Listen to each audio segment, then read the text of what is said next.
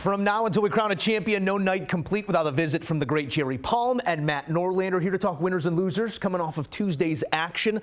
Let's start in the positive here, Jerry. Who walks away from this night feeling best about what they accomplished? It's Florida. The Florida Gators had a huge win tonight over Alabama. Alabama was a top 20 team in the bracket.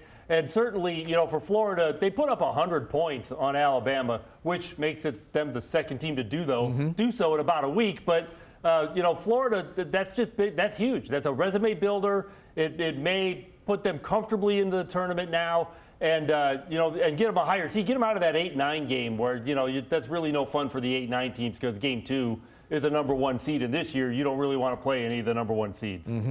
We will get to losers here in a moment, but I will offer a loser on the other side of that big win for Florida in Bama, getting tripped up there. Yes, on the road. Yes, a tough matchup, but you got to come away with that one. Who gets the gold star in your eyes tonight, Matt Norlander? I'm going to piggyback right on that and say Florida is also, to me, Jerry and I see eye to eye on just the team that I think did the most for itself and its reputation and its NCAA tournament resume on Tuesday. It is Florida. And the fact that you had like Will Richard and Walter Clayton Jr. Both having really nice nights. In fact, 4 Florida players went for at least 19 in this game. Nice showing all around for a Florida offense that is trending near, not there, but near top 10 status overall. And, the seed situation keeps increasing. That was good. I'll also really quick, Providence avoiding getting picked off on the road against Georgetown and former coach Ed Cooley. Providence, keeps its status in the projections right near the cut line and avoids what would have been a horrendous loss on the road against Georgetown. And now it has defeated Ed Cooley 2 times this season and avoids taking an L to its former coach, who obviously spurned them to remain in the league. So Providence also a 1B to my Florida 1A. A big win for the Purdue Boilermakers on the road as well on this night. And much like Zach Edey, I'm tossing it right back inside to you, Matt Norlander. Your biggest loser on this night is who?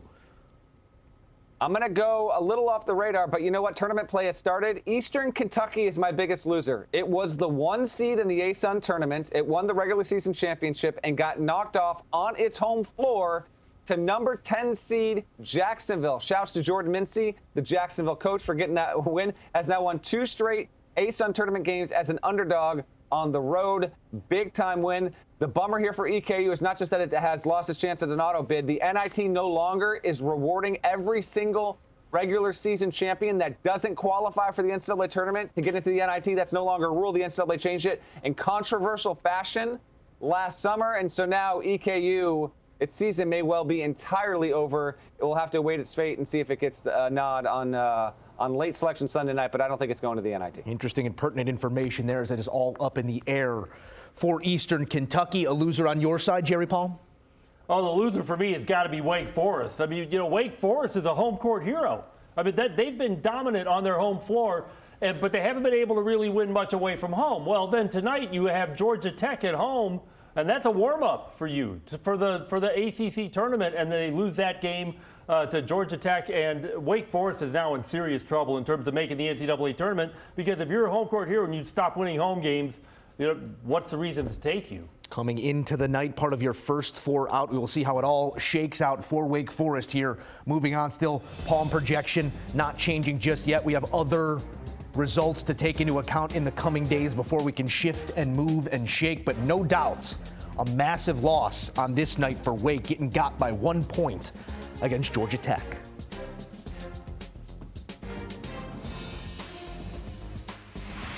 All right, back in the mix as we talk last 4 in, first 4 out. I know, Jerry, we have not changed those names just yet, but we did have some results here to chew on. St. John's pulls off a win over DePaul, and one we expected, yes, but they get the job done. They surge after a slow first 10 minutes in that game. Wake also, as we just spoke on, getting a loss in a massive spot. How do you expect things to change in the coming days, or where are your eyes going to assess what might change? Yeah, well, I think the thing that's most interesting is the middle of the Big East. The Big East has got St. John's, Seton Hall, Providence, and Villanova all right around the cut line within, the 4 spots above or 4 spots below.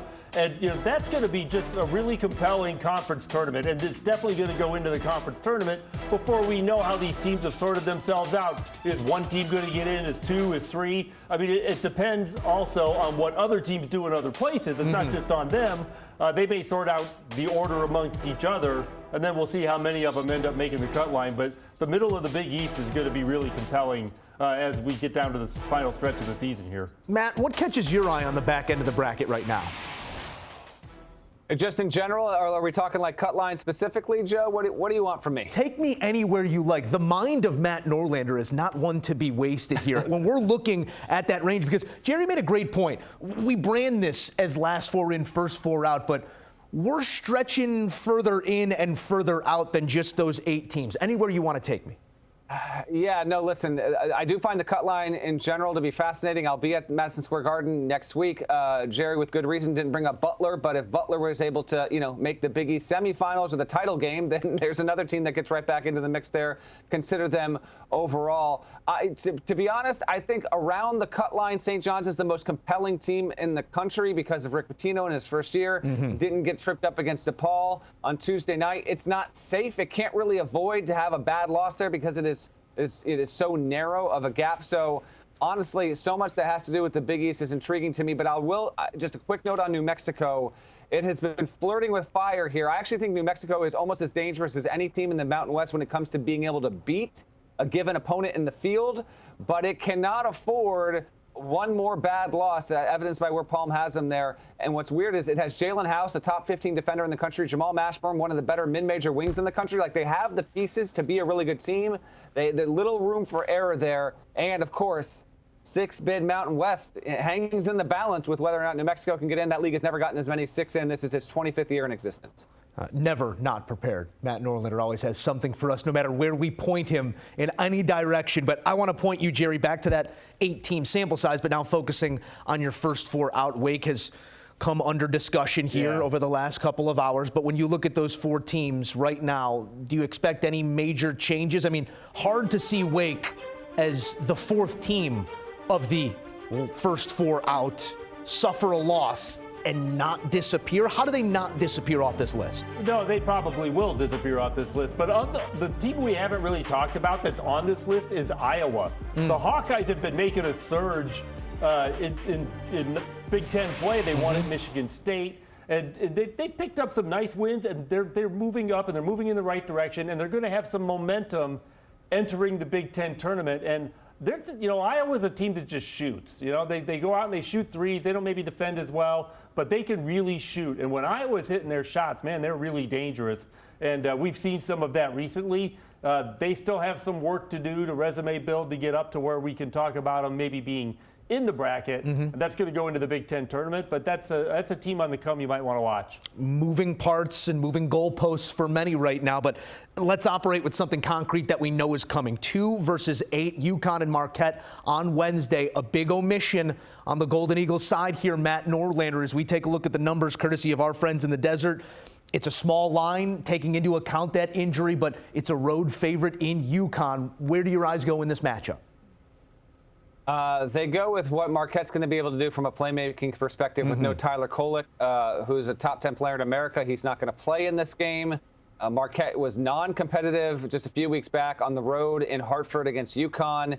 And so I want to see, is this an epic performance out of Cam Jones? Oso Ighodaro was sick recently. Does he return to full impact and full health in this game? Marquette is capable of winning the game. In fact, if it can, it really reinforces its status as a 2 seed overall. UConn, which Palm can speak to, obviously, like it's on the road here after Purdue won on the road Tuesday night against Illinois. You want to keep pace to have a chance at number 1 overall seed. Winning in Milwaukee would do them wonders. But I'm keeping an eye on how Marquette's offense runs without Kolek there to run the show. I do think Marquette's good enough to win the game, but I will take UConn to win. No, Kolek is a major game changer.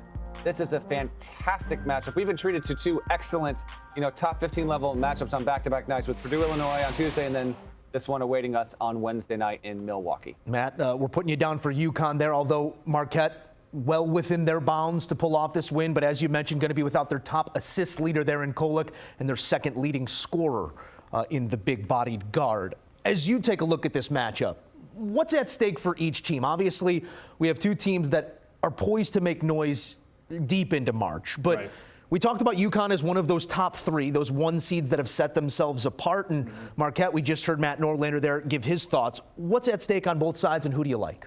Yeah, well, when it comes to seeding, there's nothing at stake for UConn. They're going to be a number one seed. They're going to get to play in the East. And whether they're the number one overall or number three overall, they're still going to be in the East where they want to be. So at stake for UConn, I mean, it's pride, and that's a team that's, they're building momentum for an NCAA tournament. So that's what's at stake for them. For Marquette, it's, you're trying to stay on the 2 line.